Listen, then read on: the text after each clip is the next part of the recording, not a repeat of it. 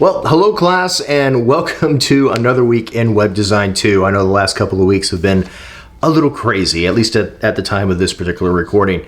And this week, we're going to start off again with the design process. Now, up to this point, we have gone through the first steps of the design process. You have put together your briefs, you're understanding what the client's needs are, and you even gotten to a point where you are starting to put together a contract. However, the next step of the process is one of the most important steps, but it's also a step that I find a lot of designers, and not just web designers, but a lot of designers in general, skip.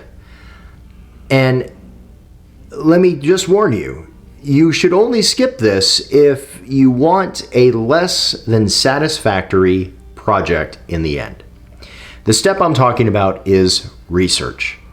Now, I know for a lot of us, the term research kind of conjures up certain elements of things, scientific research, book report research. A lot of times throughout our academic careers, when we talk about research, you'll roll your eyes and you think, oh, it's going to be a book report. I'm going to be spending time in a library. I'm going to be reading a lot of old novels, or I'm going to be looking at a bunch of old things, or going to the lab and testing theories.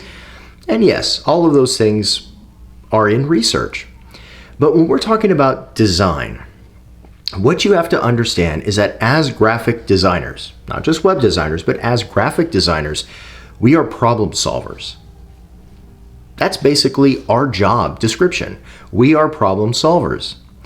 The client has a problem. It is our task to come up with a solution to that problem.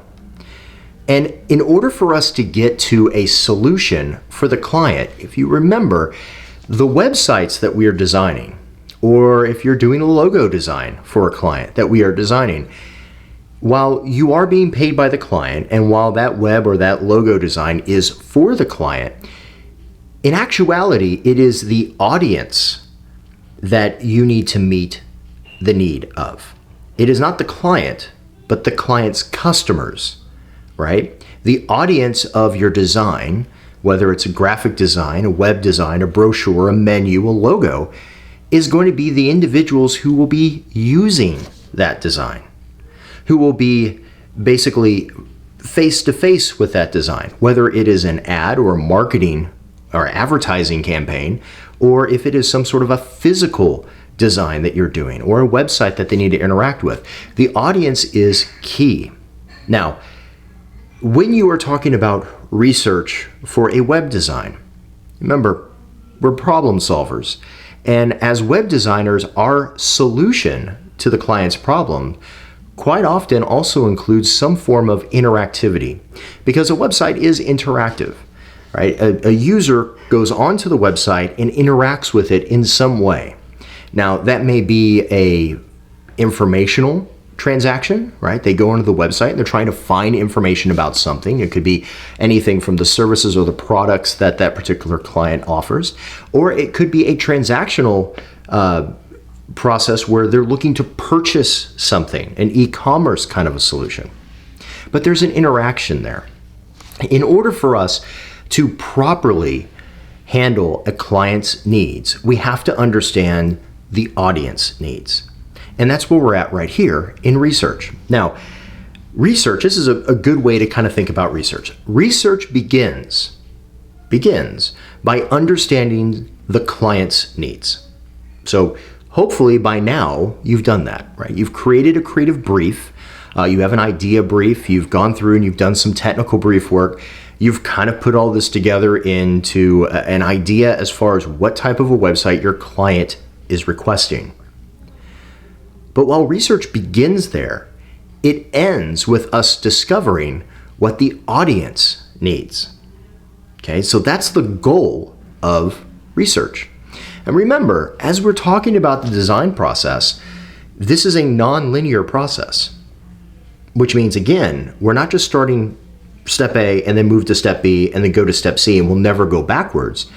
We may find ourselves in this process, in the process of research, understanding something about the audience that may shine a light or change something that we had discovered or we had thought was already kind of put to bed back in the first step when we were actually writing our briefs.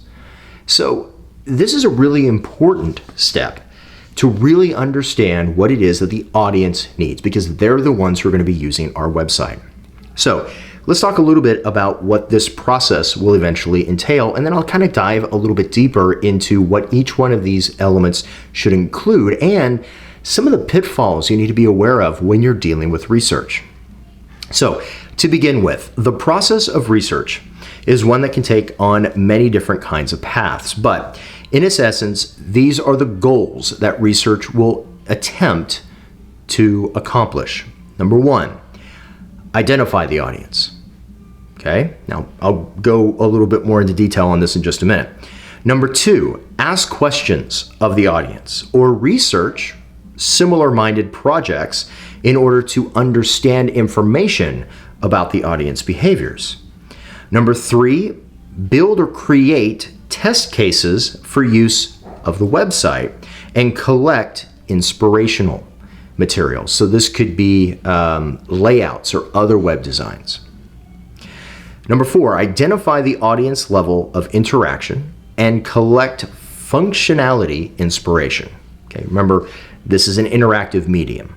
Okay, so that idea right there is talking about the interaction that the audience will give with the website.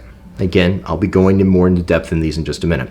And finally, number five is to determine what the overall feel of the website will be, the layout, the structure, the overall flow of the website. So by the end of the research step, you should have a good idea of who your client's customers, or the audience of your website, is going to be. You should have a good idea as far as how to meet specific needs of that audience, what those needs happen to be. And you should have a flow chart of what the website is going to do, how you're going to accomplish the needs of the audience with your design. Okay, that's where we're at. Now, research is one of those things that, like I mentioned before, it's an area of the design process people just kind of skip over because they don't think they've got the time to sit down and actually do research. However, if you don't take the time to do research, you are doing yourself and your client a major disservice. Research, as I mentioned before, begins with me understanding what the client's needs are and ends with the audience needs. If I skip this part of the design process, I'll understand what the client needs, but I'll completely and totally miss what the audience needs are. Now, that's not to say that there are projects out there that skip this step and still come up with a decent project. Most of the time, that's just based on luck. They've made inferences and deductions, and we'll talk about why those are bad in just a minute, about what the website should be solely on what the client has told them, without doing any research into the audience at all, and came up with a design that, for the most part, works. And the client may be okay with that. However, you should always endeavor to understand what the audience is going to need in a website, because if you don't do that, 9 times or 99 out of 100 times, you're going to create a website that the client says, I need X, Y, and Z. You build them X, Y, and Z, and the audience doesn't really need, doesn't use. It's a website, it's online, but it doesn't actually fit any of the goals or the needs that the client was expecting. And what happens in that case? When you deliver a product that underperforms, who does the client blame? Well, they blame you. And you should blame you. If you design a project that underperforms, you missed something. You missed something in this step, or you didn't do this step at all. Because again, the people who are using this website are the audience. It's not the client. And this is why back when we were talking about, coming up with questions for your clients, you have to realize, you have to step back for a moment and realize the client is not the end user. They may have really good insights and really good ideas about what they want on a website, but it's your job as a professional designer to create a solution to the problem your client presented.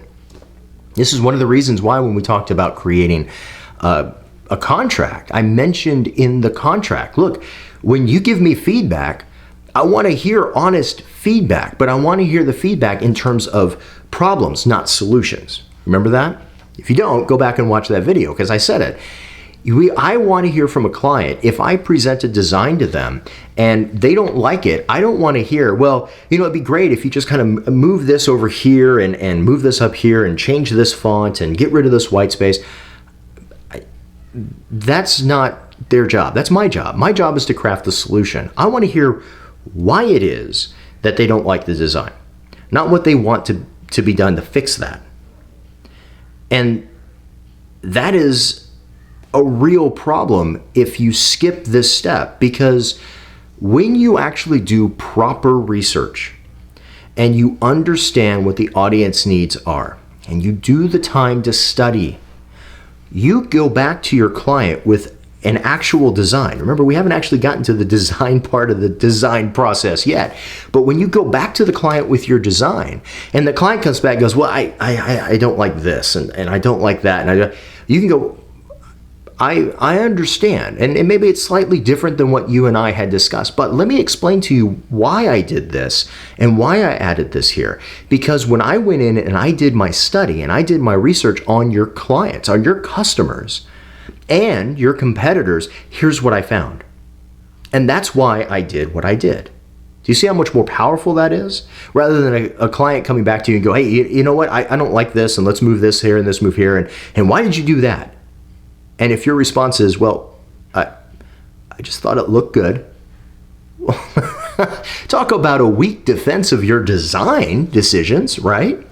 Oh, I just thought it looked good. Really? That's why you thought it looked good? You know what? I can find a designer on Fiverr right now who will do something that will look good, that will do what I want them to do, right? We hear it all the time. Again, you're the professional. You need to play the part of a professional. And a professional, when they actually have this in front of them and they have a client who has a disagreement with something that they have done, they should be able to have a very astute reason as to why they did what they did. You need to have a reason for your designs other than it just looked good.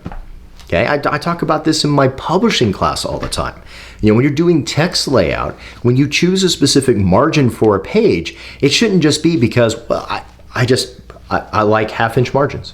Or, well, that's just what the default margin is on my... No, you should have a really good reason as to why you want to have the size margins that you want, why you put the white space where you put it, okay, why you chose the font that you chose. These are all decisions that you should be able to defend professionally. Research will help you do that. I mean, think about this from a perspective of a doctor. If you go in to see a doctor and the doctor says, what are you in here for? They go, wow, you know what? I've got a really bad shoulder ache here, and doc, I really need some help. And the doctor goes, okay, well, here's what you're going to do. I'm going to write you a prescription for this particular drug, and you're just going to take it, right? You're not going to ask any questions, right? Because you trust that the doctor knows what they're doing, right? How many people are going, well, yeah, of course, right? I go in to see the doctor and the doctor gives me a prescription. Why would I ever ask them why I need the prescription?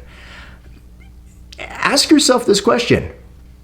If you answered me that way, why? Why wouldn't you ask your doctor, what does that drug do? Why do you need to prescribe me that drug? You see, we're so set in this society, right, to just believe certain professions that they know what they're doing, right? Because they're professionals. Graphic designers don't quite have that same amount of leeway. Now, let me backtrack here. If a doctor prescribes you something, you don't ask them, why are you prescribing this? Maybe you should. But again, think about that from a perspective of, the doctor. If a patient asks me, why are you prescribing me this medicine? And I don't have a good reason for that. Well, the drug company I work with, they sponsor me, and it's, No, they wouldn't say that. Hopefully not. But, they should be able to give you a professional defense as to why that particular drug will meet your particular needs and solve your problem, right? That's what a professional does, solve problems. That's what you need to do. So With that in mind, let me go back through these steps a little bit more and let's talk about a little bit more in depth as far as what these goals are going to do. Now, as we get into this, I want you to keep in mind a couple of things. Number one, when you are going into the research process, you need to come at it from an inductive point of view instead of a deductive point of view. And what do I mean by that? You may have heard deduction before, right? The most famous form of deduction is Sherlock Holmes. If you don't know who Sherlock Holmes is, search for it on YouTube. But in Sir Arthur Conan Doyle's novels of Sherlock Holmes is the most famous of all, crime-fighting investigators, right? He walks into a room, takes a glance around, and immediately can tell you exactly what happened at such and such a time and such a day and what food certain individuals were having as they were sitting and milling about in a room just by taking a glance, right? And that works great in fiction. And the idea behind a deductive reasoning like that is that you just take a quick glance at something and then you immediately begin to deduce or infer things from a quick glance. The problem with that is that it doesn't work. Like I said, it works great in fiction, but in reality, it doesn't really work. An inductive form of kind of interrogation of what we're doing here in the research requires us to kind of study, to understand, to ask questions, okay? We want to be able to start off with, the basic questions: who, what, when, why, how, where, all those kind of wonderful things that you've learned in the past. We come at our research and we say, well, why is this a certain way? Why does my client need this to be done a certain way? Why is my client's competitors doing something a certain way? We study. We understand context, sometimes historical context. Remember, you're probably working for a client you know nothing about. Not the client themselves. I'm talking about maybe the industry the client is working for. Some of you have clients that I know, group members, have zero experience in anything that the client represents. So how are you going about understanding what type of a website you need to create for that particular client? Are you making guesses? Or are you studying the problem? Well, we should study the problem. We should study the problem, study the industry, study the competitors, really begin to understand and ask the questions. Now, don't get me wrong, up to this point, you've done a little bit of that. You have tried to understand about what the client's industries are, but up to this point, it's really been about an interrogation between you and the client to understand what the client's needs are. What is it that the client is asking for? What do I understand that the client's needs are going to be and the goals that I need to meet for my client? Now you have an opportunity to dive into the deep end. This is where we are going to go in and we're going to use kind of inductive reasoning and we're going to study the problem in depth. We're not just going to glance at it and go, oh, it's a heating and air conditioning company. Well, then in that case, I know exactly what needs to be done. No, time out. That's not how this works.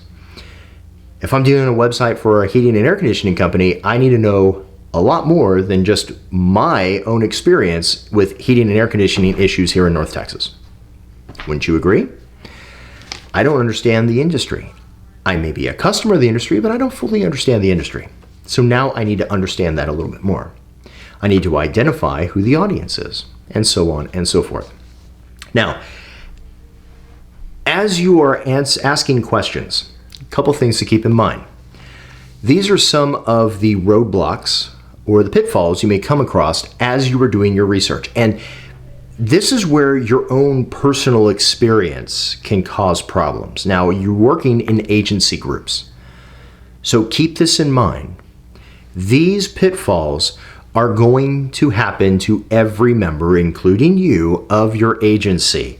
So be on the guard and just kind of pull back every now and then and ask yourself, am I doing one of these things? So here are the pitfalls, and let me go through these and explain them because this is really important before we jump into the meat of what your research is going to be.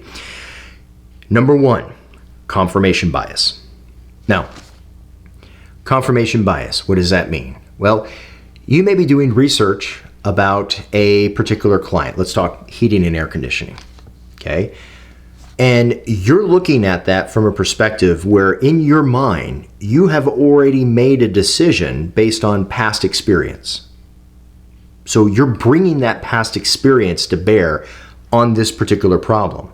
Now, sometimes that's not a bad thing, but when you're doing research, you need to be asking questions, not making decisions, right? You don't want to tell the project what it's going to be. You want to learn what the project is going to be.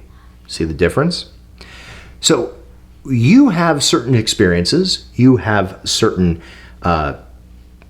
understanding of things. You may have, if you're working with like a motorcycle dealership, you may have ridden motorcycles in the past, right? That's fine. What happens with confirmation bias is you start doing your research, and as you're doing your research, it's like connecting your own personal dots.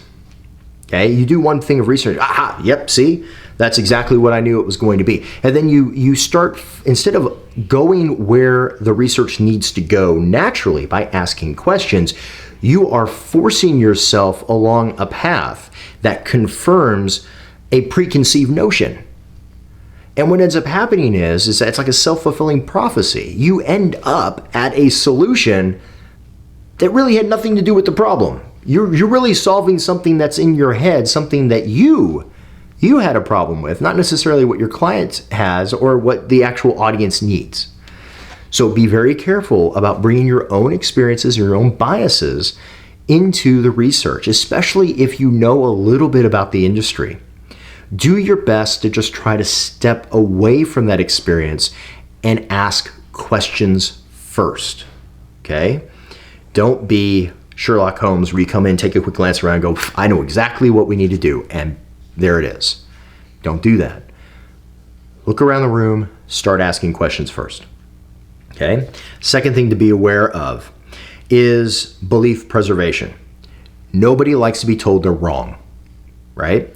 If you have a deeply held belief in a specific design aspect or design theory, or you know what, hey, I've used websites all my life, and let me just tell you, I know for a fact that navigation has to be done horizontally across the top of the page. That's the way it has to be done. If I have that as my belief, and I bring that to my research, what do you think is going to happen if I discover that maybe a vertical navigation would be better for the solution for the audience? Do you think I would be able to let go of that belief easily? Probably not.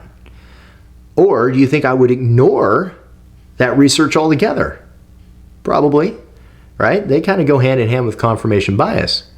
So it's a moment where you kind of have to, as you're asking questions, you kind of have to be aware that, am I driving the research through my own biases and my own beliefs? Or am I asking questions and being open-minded about what the research is telling me? Okay?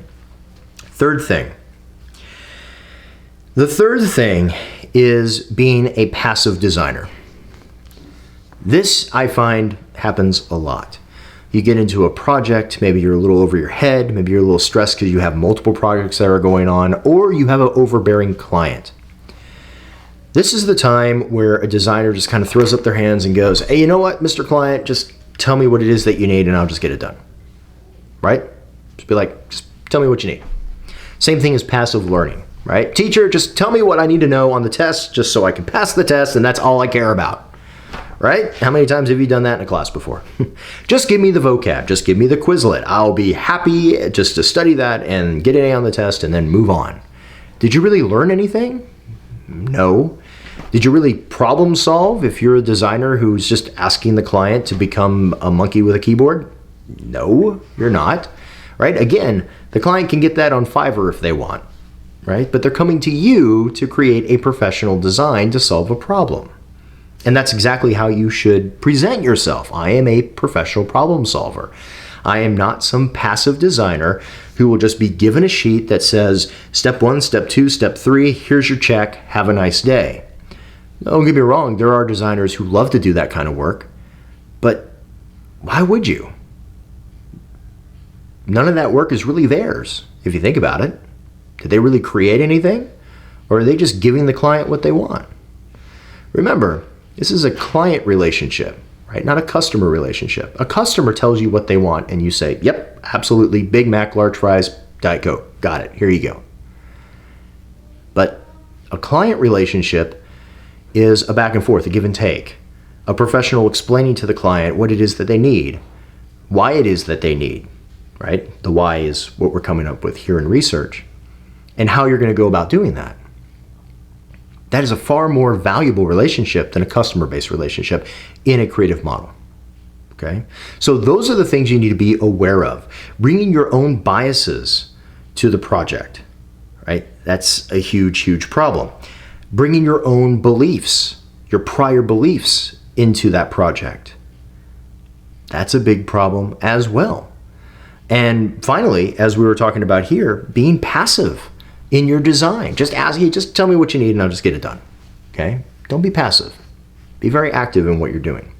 So those are the 3 things you need to be aware of as you're going through your research. So let's go back to that original, 5 steps here that we're going to actually, the goals that we're actually going to obtain here within research. And let's dive a little bit deeper to really understand what this will entail and what it is that you need to do. Now, again, when you're talking about research, this doesn't have to be about web design. If you want to be a logo designer, this is pretty important as well. All right. Step 1 was identify the audience. So again, research begins with us understanding the client's needs and ending with us understanding the audience need. Well, step 1 is, who's the audience? That's what we need to know. That's what we need to find out. So how can we determine who the audience is? Well, we can do that a couple different ways. Number 1, you could just ask the client, right? Hey, Mr. Client, Mrs. Client, who's your audience? Who's your customer base? What sort of demographic are you trying to actually reach? Now, some of your agencies, you've already asked me this information, me as your client, and I've given you that information. Others haven't asked me that yet. And don't worry, this week you'll be able to ask your client more questions. But understanding the audience may start with you just asking the client. Okay, they may know. They may not know. That could be one of those little red flags. But let's say for a moment that they don't tell you who the audience is. Well, how can you go about finding out the audience? Remember, inductive rather deductive. Deductive is, it's a heating and air conditioning company. Well, I have heating and air conditioning, therefore the audience member is a homeowner, right? That would be quick deductive reasoning. But as you begin to talk with the client, as you begin to understand and identify their competitors, you may realize your client, while they may do some residential HVAC work, they may do the majority of their work with industrial heating and air conditioning systems. Yeah, that is, you just identified a completely opposite or completely wrong audience type. You see how deductive, just jumping to conclusions, can really get you in trouble. So inductively, we want to begin to study a bit more about what the client's businesses are, what sort of customers they have, and who their main competitors are. Because if you understand who their main competitors are, you can get a better understanding through research and study of their competitors' websites and their competitors' business of who the audience is. So again, if the client doesn't know and the client doesn't tell you, you can find out through other means. Now, if the client does know and the client does tell you, you should still do the other things. Remember, we want to study in depth about what is going on. You don't just want to take the client's word for it. I'm not saying the client may be wrong, but we want to study. We want to do our own research as well. And what the client tells us is a good starting point.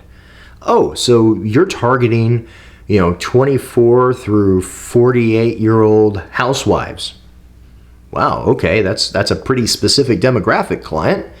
And then as you do your research, you realize, well, to be honest with you, Your competitors who are doing really well in this area, they're targeting this audience as well. They're targeting who you say, but they're also targeting this other audience. Oh, client may not know that. Remember, you're a problem solver. If you ask the questions and the research leads you in that direction, then it leads you in that direction, right?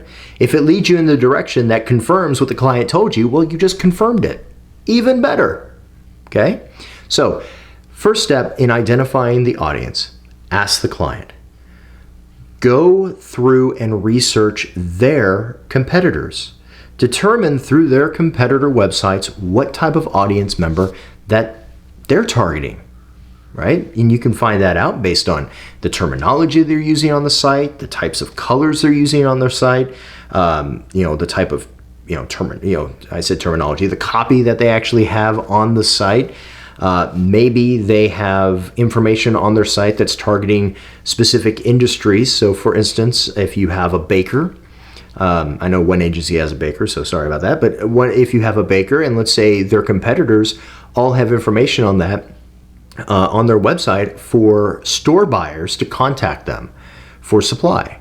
What do I mean by that? Well, H-E-B, Kroger, Albertsons, if they have a space on, the baker has a space on their website for those kind of businesses to contact them in order to set up supply, well then their competitor is trying to sell their product in major grocery stores.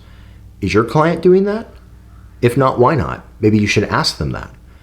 So that's a question, right? I went on their website, I realized, Mr. Client, your competitors are targeting these type of audience members. Did you know that? No? Well, is that something you're interested in? Yes? Well, then I've identified a new audience type that you didn't know about. See how that works? Okay, so identify the audience. Number 2 is to ask questions of the audience or research like-minded projects to glean information about the audience behaviors. Well, that kind of, the researching like-minded audiences like competitor research, that kind of goes hand in hand with step 1. But asking questions of the audience, what does this mean? Does this mean have sit-down interviews and one-on-one, recorded interviews and go, okay, I have identified 100 different people who fit the audience type for my client, so I'm going to start interviewing them? No, that's not what this particular means. Now, keep this in mind as well. This field that we're talking about, research, is in and of itself its own career. Yeah, you can earn a lot of money just being a market researcher. And these people do this stuff all day long, week after week, month after month. That's all they do. And they get paid very well for this kind of stuff. So yeah, you can go down a rabbit hole here when you're talking about research. And yes, you may look at this and go, man, there's no way in the world my client's going to have the budget to be able to do all this kind of stuff. I understand. Just bear with me because you may find some areas in here. Again, I don't want you to skip any of this, but you're going to find some areas in here that are going to be kind of budget-friendly solutions to one of these goals. And this is one of them. Asking questions of the audience that you have determined. Now, how do you go about doing that? I mean, you've identified an audience, which is really just a general idea of what an audience is. Could be a demographic range, could be an ethnicity range, could be a gender range. Doesn't really matter what that is, but you've identified an audience. So how do I ask them questions? Do I just cold call them up? Just, hey, I am Sean Fouché, and I am in, Fouché Design Firm, and we have a client here that's click, right? Nobody's going to talk to you if you do that. How do you identify and then interview? Ask the client, right? Always starts there. Hey, so here's what I found as far as identifying the audience. This is where we're going at here. Do you have any customers that you have good relationships with that we might be able to talk to about how they may interact with your website in the future? That's a good way of actually determining certain audience members that you can discuss design ideas with, or possibly later on do usability testing. That's where you sit somebody down with like a mock-up of the website and you're asking them various questions to see if the solution you created actually fits the audience needs. That's a really cool thing to be able to do if you've got the time and budget to do it. But in this case, let's say you don't have the budget, you don't really have much of the time. Well, you can just ask the client, do you have a handful of customers, top customers that I could call on your behalf and just ask them some questions on this, just so that we fully understand, how we are going to craft this solution to be able to better meet their particular needs as your customers. See how I said that? You'll be surprised how many clients, oh yeah, you know what, here I got, our Rolodex, here you go. Here's some customers you can call. That's one way to do it. Another way to do it is to look for individuals within your own sphere that kind of fit the audience. But you got to be careful, because the last thing you want to do is go, oh, you know what? Grandma fits this demographic. Let me go ask grandma what they need in a website. That may not be the best idea. Okay? You want to find individuals within the audience that you can identify would probably use this website. I'm not saying grandma wouldn't use the website. Don't get me wrong. That's not what I'm saying. What I'm saying is that you don't just want to immediately jump, Deductive. We don't just immediately jump to a specific audience member just because they kind of, check one of the boxes. We want to be able to be very purposeful in identifying an audience member that we can use. Obviously, the audience members that your clients give you are going to be a whole lot more reasonable in checking off a lot more of those boxes than individuals within your sphere. But you'll be surprised how many people maybe that acquaintances that may actually be potential customers for your client. And those are individuals that you can ask questions about. So then what kind of questions are we talking about? What is this, like I said, a formal interview? No, this could just be a simple informal chat. Could be a simple thing of, hey, John, hey, yeah, good to talk to you. How'd you do last week in the storm? Wonderful, great. Hey, look, I'm working on this particular client project, and it's for this particular client for this particular industry. And I know you've done this a little bit in the past. Yeah, of course. Well, let me ask you a couple of questions. Have you ever used, one of those websites to do X, Y, or Z? Right? Do you see what I'm doing? I'm just having a chat. I'm not sitting down with, Mr. Smith, question number 1. I'm not doing that. Right? Don't do that. Don't do that. I'm just having an informal chat here with somebody that I understand or that I know. Now, if this is one of the customers that the client gave me, yeah, I'm set them up and say, hey, don't just call them up and say, hey, can I ask you questions? Schedule them, right? Call them up and say, hey, I am so-and-so. I'm working with, this individual, and I'm looking to talk to John Smith. Well, this is John Smith. Okay, Mr. Smith, I'm just calling on behalf of my client, and we are in the process of designing a new website, and he identified you as one of his best customers. And I wanted to see if I could schedule some time with you sometime in the future to discuss, maybe over the next week, to discuss some things that we're going to do to kind of change the business. And because we really want to make sure that we provide a really good service to so-and-so's customers. Could I schedule you for, a quick little one-on-one? May take 5 minutes, 10 minutes at the most. Now, they may say, well, I got time right now. Great. Have your questions ready to go then. Okay.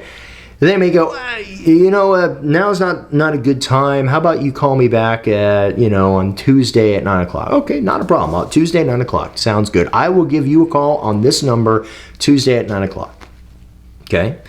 You call them back Tuesday at 9 o'clock, introduce yourself again, ask to speak to Mr. Smith. Mr. Smith says, yes, of course, not a problem. Is this still a good time to Yes, it is. Great. Let me sit down and let's talk real quick about these things. Here's what we're going to be doing.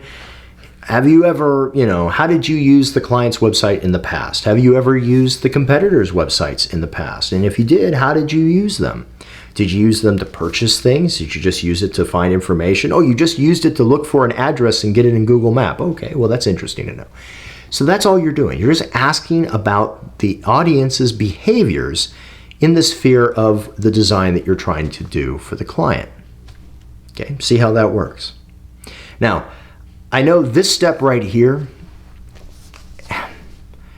can worry people, right? Your heart may skip a couple of beats. You may be very introverted as an individual. I get that. Believe it or not, I too was an introvert. No joke. I was an introvert at one point in time.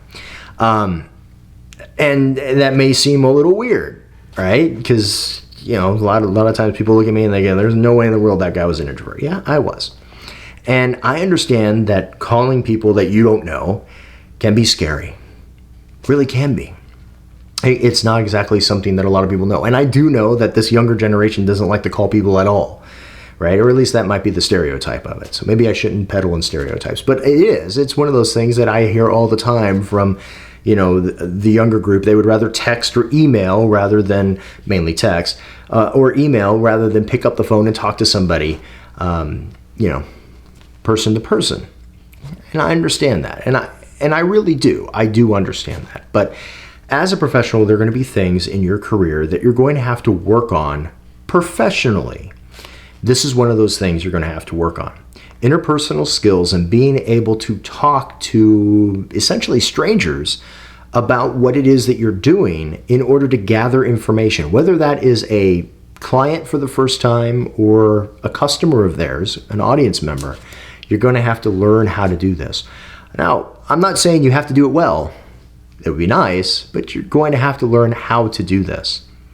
So just keep that in mind. Now, the good thing is that because you guys are working as agencies, hopefully your agency can identify one or two people within your group that are comfortable enough taking on this particular goal and being able to communicate with potential audience members to do some research. Okay? Number 3, build test cases or create test cases for the use of the website. Well, what does this mean? Well, you've identified your audience.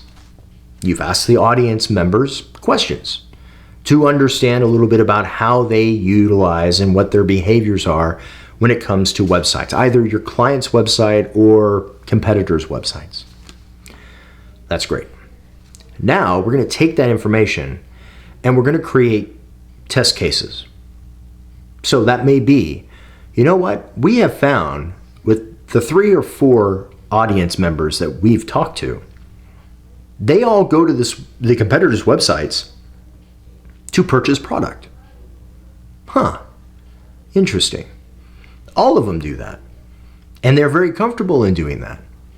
Some of them may have different experiences with different websites. Some may be good, some may be bad. But they all do that, and they all look forward to doing that. So what that tells me is that if I am designing a website that needs to meet not just my client's needs, but ultimately the audience members' needs, maybe my client needs to also be able to sell those products online. How would I go about doing that? See the question? I'm not saying this is how it's going to be done. I'm saying, how? How would I do that? That's what a test case is. So the how is I've identified a potential solution that we need to add to the website. Purchase something online. That's the solution. But how am I going to go about doing that? Well, let me do competitor research on that. How are the competitors doing it? The audience members may have identified certain websites or certain competitors that do it, but do it badly. Oh, there may be opportunities there. If I see what the competitors are doing wrong, that might be a weakness in the competitor and an opportunity for me to do it a different way to meet the audience needs in a satisfactory way. Do you see that? Some may have identified competitors. Their websites allow online ordering, and they're fantastic. They're great. They love it. It's easy. They get in, they get out, they get the shipping done, and everything's great. Well, that may be a strength of that competitor. Additionally, that strength may also be a threat to my client. They have such a well-designed online ordering, not only form, but experience. Talked about shipping. They get their shipping really fast. They get tracking notifications. They really like the flow of that. Well, I should really be looking to see what that competitor is doing, shouldn't I? See, I'm not just coming into this particular issue, this test case, and going, well, they need to be able to purchase things online, so we'll just have a store with a list of items and a shopping cart, and then that's going to be it. No, right? Deductive. I just immediately just inferred what's going to happen without actually doing any studying. Let me go back and let's take a look at the competitors that my audience identified that were both good and bad. And let me see why it was good and why it was bad. Let me do the research myself. And then let me identify some of these strengths, some of these weaknesses, some of the opportunities that might be there, and some of the threats. Now, in marketing research, we call that SWOT, SWOT, strengths, weaknesses, opportunities, and threats. This is an opportunity for you to do that sort of research and then build a test case that you will eventually utilize in your design. So the test case may look something like this. The audience has identified that online ordering is not only desired, but a key factor in whether or not a potential audience will use your website. Based on my competitor research, here is what I have found out.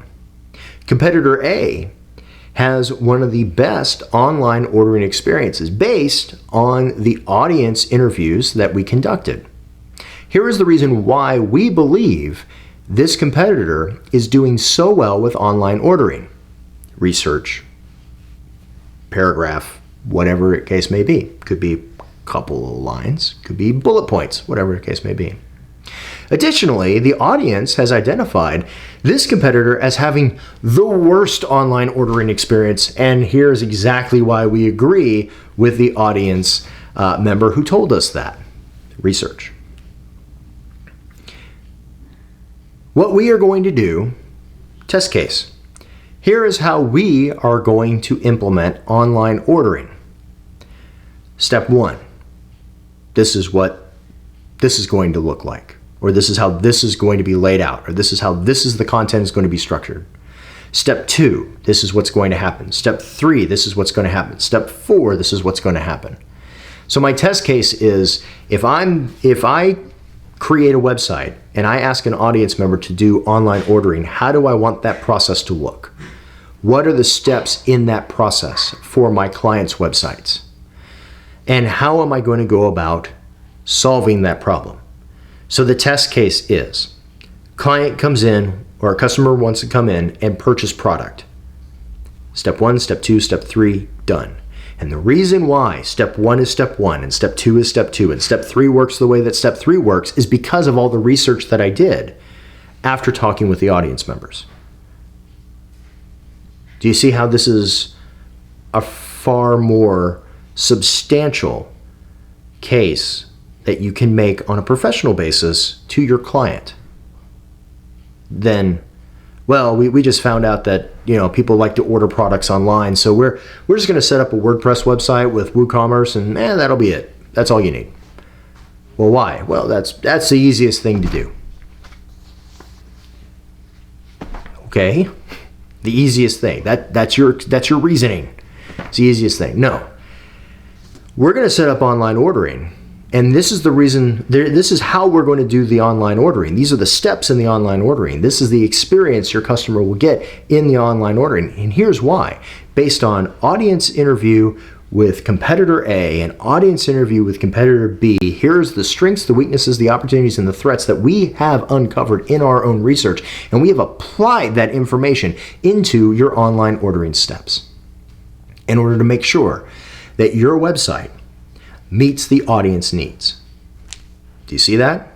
That's a whole lot more powerful than just simply saying, well, you need an online ordering form, we'll just throw a shopping cart in there. Nope, doesn't work that way. Additionally, understanding these test cases can also identify in the future maybe software that you would need to use. So, for instance, you may not know a thing about online ordering as a web designer, and there are a lot of web designers who don't. But if you go through this step and you identify what works and what doesn't work, again, with an eye to what the audience needs are, that will give you an idea as far as what software, what features in an online ordering software to look for. Do you see that? If I didn't do that research, now there's like tens of thousands of online ordering options. Which one am I going to choose? That one. It's cheaper. Well, okay, great, but it may not do what your client actually needs or what the audience is expecting. That's a problem. But if you do this research ahead of time, that will give you a better idea as far as what software, even if you aren't familiar with e-commerce, but what software will meet the needs that you've identified. Okay? Hopefully this is sinking in. Number 4, identify the audience level of interaction and collect inspiration. So again, it's kind of a shared step with the previous one. We already talked a little bit about what the audience needs are going to be, how they're going to utilize the website, what their behaviors are going to be. We've identified that. We've created test cases to kind of handle and understand a little bit about what the audience is going to do when they come to the website. The next thing is to start to gain inspiration. And this is where you may kind of go back and forth a little bit, where you may go back between goal 3 and goal 4, between creating test cases and also getting inspiration. But inspiration is also the area where you really need to be careful about both your beliefs and your own biases being inserted into this process. Because you're going to find websites, you're like, ooh, that looks cool. I like the way that works. Now, may look cool, you may like the way that something works, but does it meet my client's needs? Does it meet the audience's needs? Or am I just saying, ooh, I want to do that because it interests me as a designer? It may give me a challenge that I was looking for. It may provide some aesthetic pleasure that I like that really doesn't meet all the other needs. It doesn't fit that idea brief. It doesn't meet the audience needs that I've identified. It doesn't help the client in any way, shape, or form. It just looks cool. I want to have that in my portfolio, right? Be careful, because this will creep in on you. So as we are starting to learn inspiration, as you're starting to get into this, you may realize, hey, you know what? If I'm doing an online ordering process for my client and I've created a test case that this is kind of the best way to go about doing that, now I'm trying to find inspiration to kind of meet those particular needs. Make sure you continue to go back to step 3 and realize, or goal number 3, and realize, okay, these were the test cases. This is what I've identified needs to happen. Is the software, the inspirational websites, or the different kinds of functionality that I'm going out and looking for, is it meeting those goals? If it's not, and I'm just looking at it because, ooh, I'm just kind of, that looks cool, stop what you're doing. Because you're leading down that path of bias and belief, and you're going down the wrong path. So what you're doing here is that you're looking for other examples of what it is that you're trying to do for the audience and your client, and look for inspiration. Now, this could be inspiration from a functional standpoint. This could be inspiration from a design standpoint. And it could be an inspiration from an interface standpoint, right? Which could also kind of fit into functionality. So it could be something like, well, you know what? I've identified that, this particular client could utilize, these particular color palettes or these different kinds of fonts. Well, that's great, but let's see how those fonts work in the wild.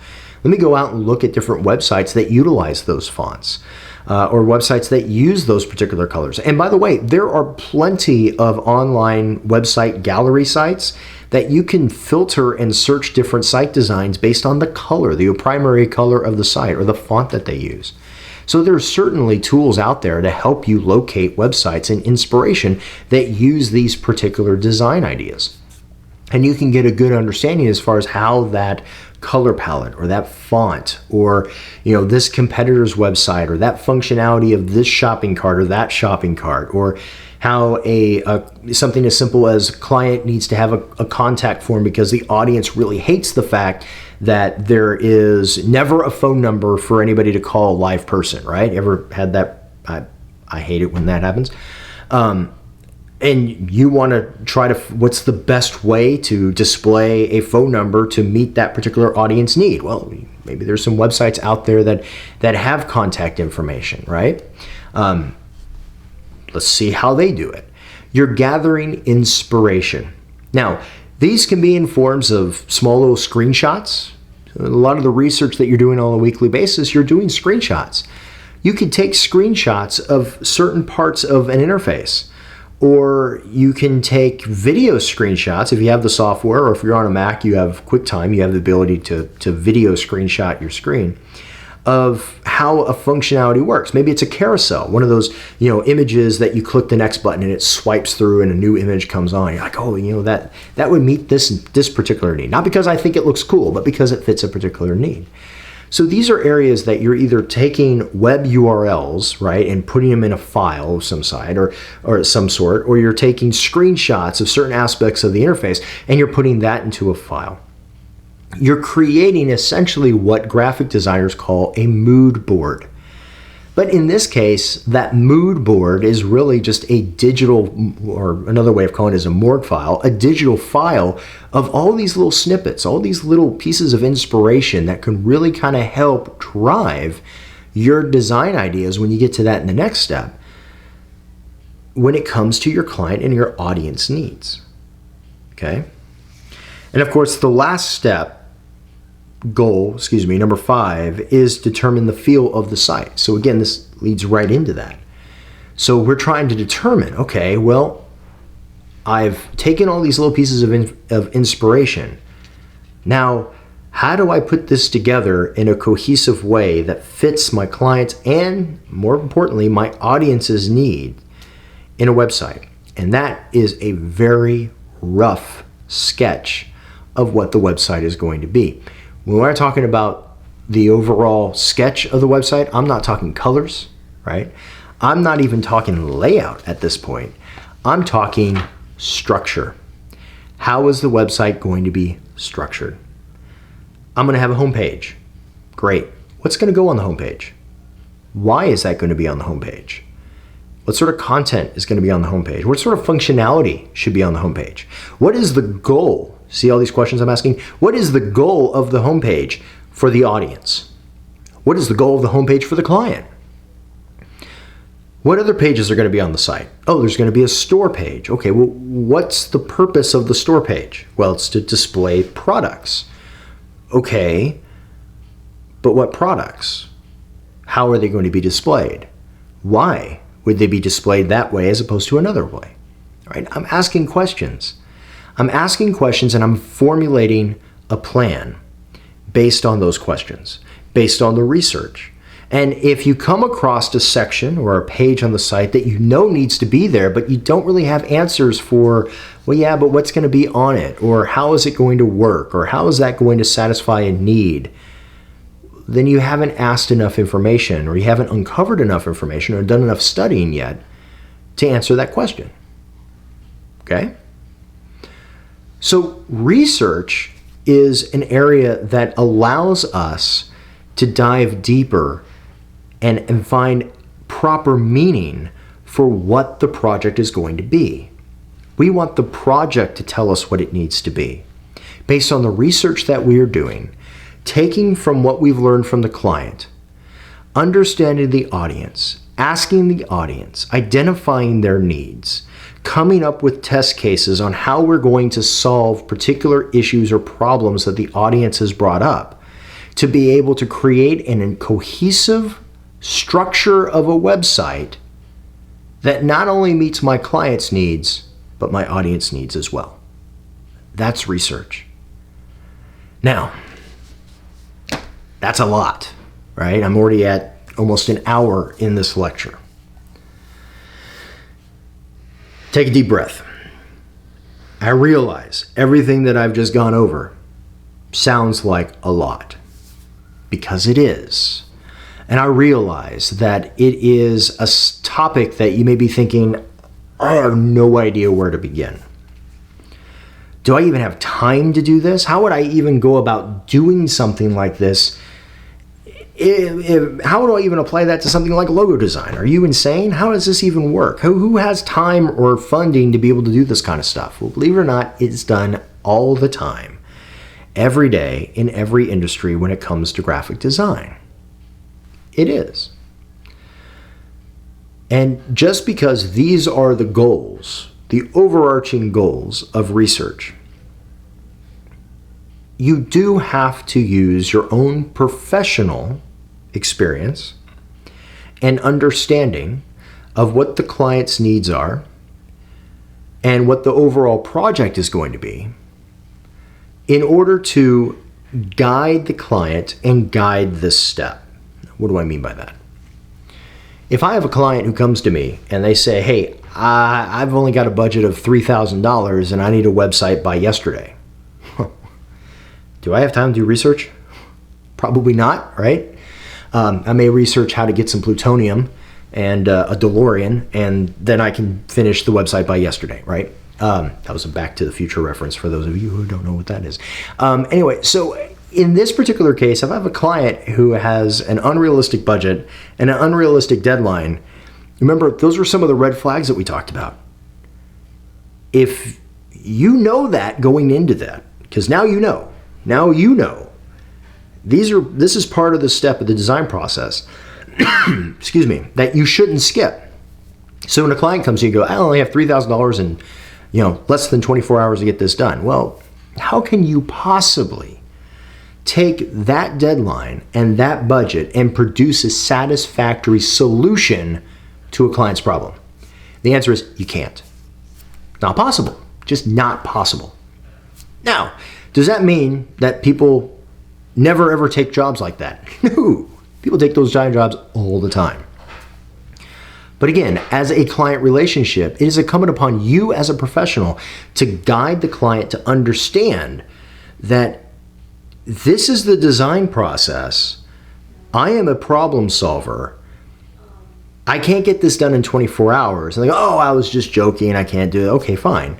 A more realistic deadline may be a month from now. Okay? And the client may agree to that, but still has $3,000 in budget. That's not a lot of money to work with on anything. And you may still say, well, I got to eat this month, so I'm going to go ahead and do it. If you decide to take on that job, again, guide the client through that and say, look, I'm not going to have the time or the resources to do some of these steps in the design process to complete satisfaction. What do I mean by that? Well, part of one of the most important aspects of any design is going to be research.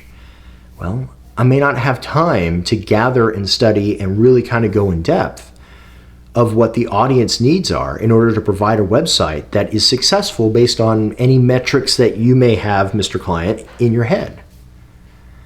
And the client may be like, well, I just need something up right now. We can kind of go back and tweak it later on. Okay, I've had clients do that. I have a client right now who started last year, back in August, who was like, hey, I need a website and I need it up by next month. And I'm like, well, I got 3 weeks before the beginning of the semester. If you want to do something, yeah, let's do it. And then dragged their heels for 2.5 weeks and then wanted to get started. Oh, okay, great. Let's get started. But it was one of those kind of situations where they were being guided by a board of directors and they hit the stop button 2 days into the project until Christmas came around. And I had to explain to them, based on the budget that they had and the expectations as far as the timeline goes, it's like, look, I realize that you need this website done and you only have a limited budget to work on this. And this was kind of like an add-on to something we had previously done anyway. So it was kind of like it's not so much of a website as more of like a mini site within their overall website. And I explained to them, I said, I realize that, but I'm at a disadvantage because I really don't understand this particular audience that you're trying to go after. And with the budget and the time constraints that you have given me, I really don't understand what the needs are of that particular audience. So here is what I professionally I will agree to do this website as long as you agree to my stipulations. And here are some of the stipulations I gave them. I said that I'm not going to be able to do the proper amount of research for this project like I've done in previous projects. Now, in this case, the client knew what I was talking about because we had already done a couple of projects together. But your client, you may not have ever, this may be a brand new client. They may not understand that. Well, you may have to explain what the research aspect is. And I explained to this client, I'm like, look, I'm not going to be able to do that. And I really don't understand the audience. So I'm going to rely heavily on the needs that you have and the information you can give me about the audience and what I can glean from the audience based on just some basic competitor research that I'm going to do in an afternoon, which isn't a whole lot of time. And then I'm going to provide that to you to see if you can sign off on that. Now, in that case, that was a lot of deductive reasoning on my part, which I said you should not do, right? Shouldn't deductively reason when you go through the research, but that was all I had for the time. But do you see how I approached the issue? I realized it was going to be a problem. I explained to the client that it was going to be a problem. I explained to the client how I would agree to move forward with the project as long as they also agreed to how we were going to solve that particular problem within the overall design process. The client was okay with that. What I've just done is I have set the client's expectations. I know my expectation is here for the website. I want it to be very successful. I want it to work perfectly for not only the client's needs, but the audience needs. But I know, based on the time and the budget, it's going to be here. It's going to be lower. The problem is when you understand the expectation is going to be lower, but the client is still expecting it to be up to your highest level of expectation. That's where the disconnect is. So by setting this up with my client, I'm able to reset their expectations so that when I deliver the project, there isn't any miscommunication as far as what we have done or what I am trying to satisfy by presenting a solution to their problem. Okay? And there may be several clients in your professional career that you're going to come across that you just don't have time to do every single little step in the design process. I've already mentioned that in the beginning. But the research is one of those things that you should endeavor to always do and do to the best of your ability based on time and budget constraints. Now, with that being said, just remember these key takeaways. Number one, research is about beginning with understanding the client's needs and ending with understanding the audience needs.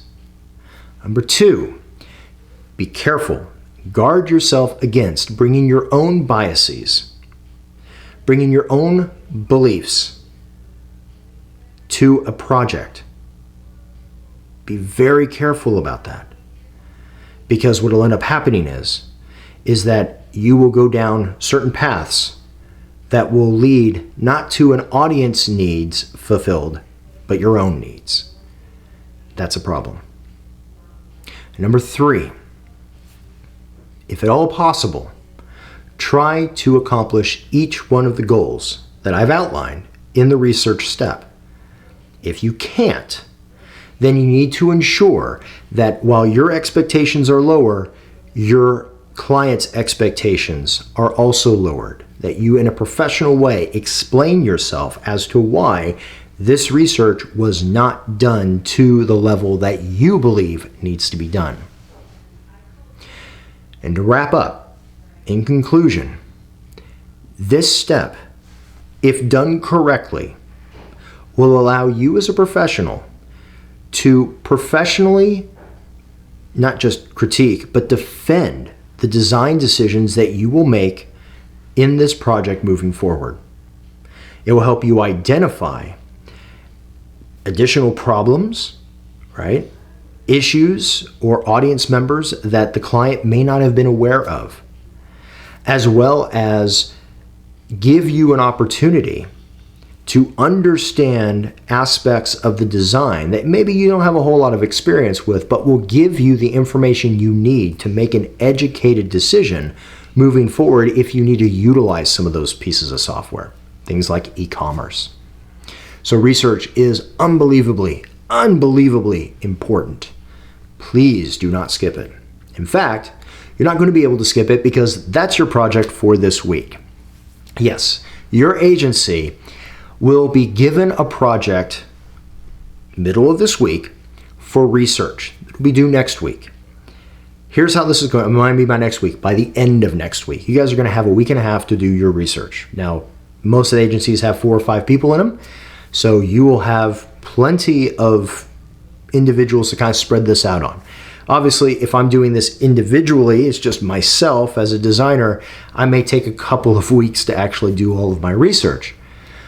Sometimes I can take up to a month, depends on the client and the project that I'm working on. But you guys will get a week and a half. I will be releasing this project in the middle of the week, and you will begin to work on it at that point in time. Now, I will explain the project in a separate video when that project is released, because here's what I want each one of your agencies to do as of right now.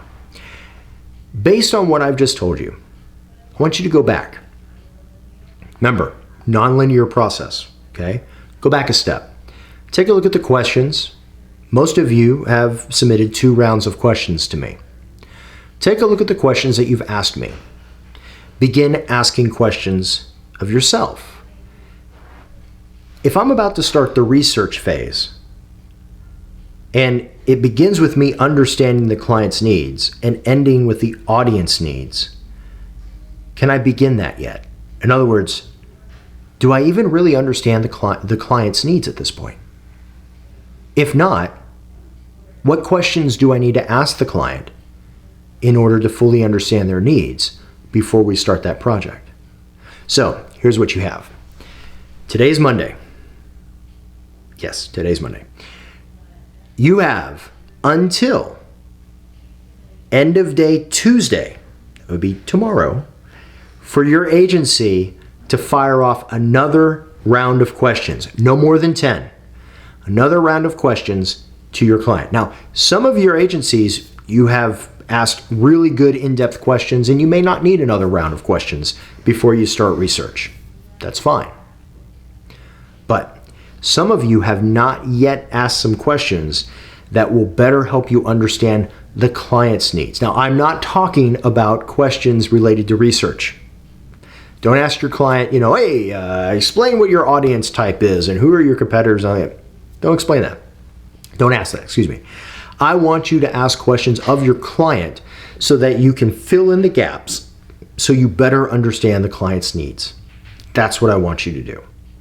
And if you need to have that 3rd round of questioning to get started before you begin research in the middle of the week, you have until Tuesday night to get me those questions. And what I will do is I will be releasing the project and the explainer video for your next project on research on Wednesday. And then on Wednesday, I'm going to take those questions and I'll record another video for each one of your agencies with those answers. And you can take those answers that I'll upload later on Wednesday afternoon, and you can plug in those answers with what you have already received. And hopefully by then you'll have a better understanding of what the client's needs are, so then you can move into research and discover what the audience needs are. Okay? So that's research. I know this was a long lecture, and I apologize for that, but in this case, this is a really important step. And there are going to be aspects of this step that we'll continue to kind of look back at and say, hey, okay, remember back in research when you needed to do this? Well, now you're 2 steps down, further into the design process, and you're running into problems and you don't know what to do. Well, maybe you didn't ask enough questions back in this step in research, right? Ask questions, understand context, get what the audience needs are, and let the research guide you. Do not guide the research. Okay? So that's it. If you have any questions whatsoever, please let me know. And until then, have a great week.